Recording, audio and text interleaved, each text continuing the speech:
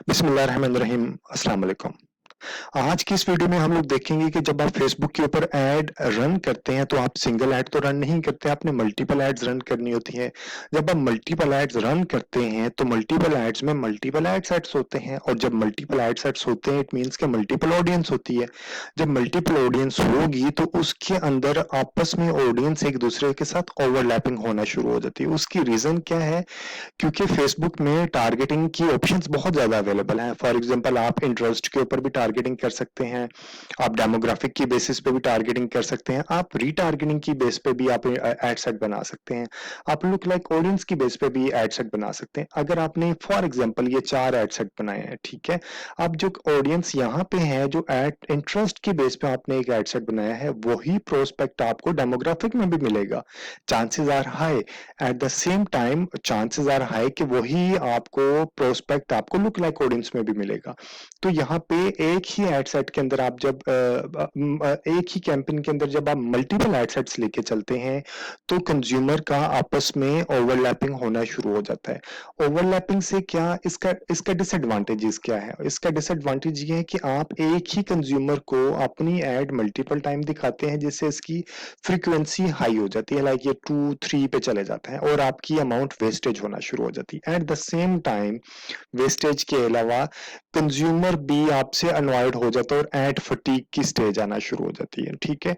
तो इसको आप अवॉइड किस तरह करते हैं? अब मैं आपको इसका थोड़ा सा एग्जांपल के साथ बताता हूँ कि इसको अवॉइड किस तरह किया जा सकता है। जस्ट फॉर एग्जांपल कि आपने एक कैंपेन ए रन की है, उसके अंदर आपने 3 एड सेट्स बनाए हैं, 3 एड सेट्स की तीनों की ऑडियंस आपने अलग, बेशक ये लुक लाइक ऑडियंस है, ये रीटारगेटिंग है और ये प्रोस्पेक्टिंग है, इनकी ऑडियंस के चांसेस हैं कि आपस में ओवरलैप करें।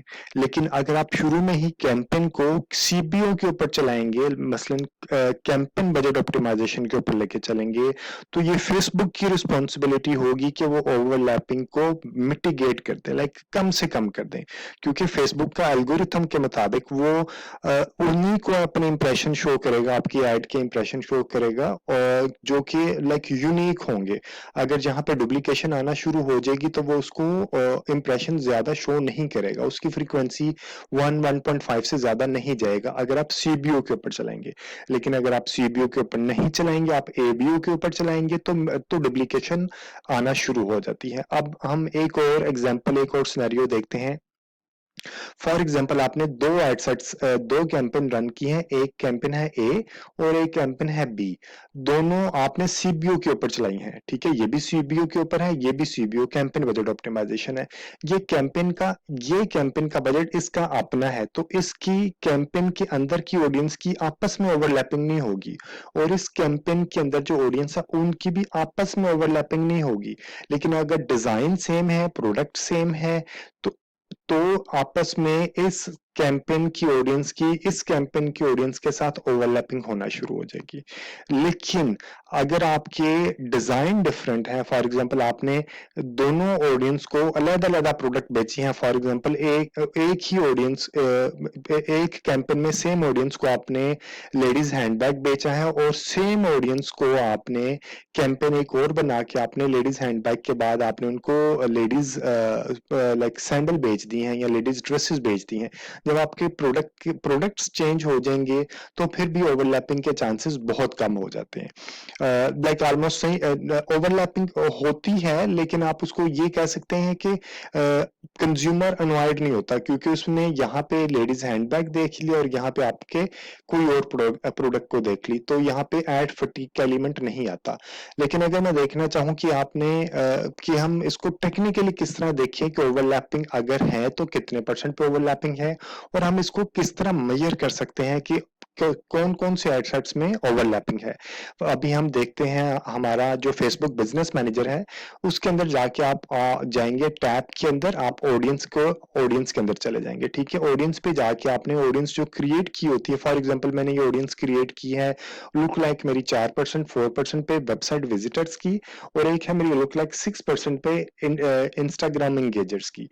ये है रीटारगेटिंग की। फॉर एग्जांपल जो वेबसाइट के ऊपर लोग आते हैं ये वो ऑडियंस है, और ये वो लोग हैं जो मेरे इंस्टाग्राम के ऊपर एंगेज होते हैं।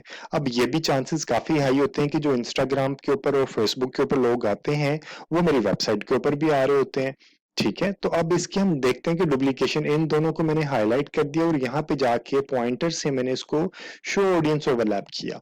शो ऑडियंस ओवरलैप जब करूंगा तो ये मेरे, ये देख लें, ये है look like audience 4%, website visitors की लुक लाइक ऑडियंस, इंस्टाग्राम के जो एंगेजर्स हैं 6% लुक लाइक ऑडियंस के साथ कितने परसेंट डुप्लीकेशन है, 68%, ये आपस में डुप्लीकेट है।